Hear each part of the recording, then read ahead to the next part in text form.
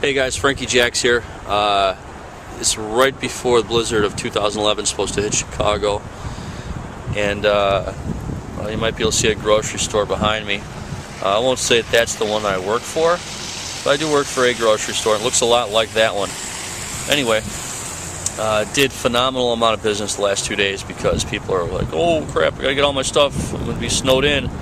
Don't know what I'm gonna do." Friggin' worrywart. Punch them all in the face. Did I get breaks the last 2 days? No, because I'm working my friggin' stones off.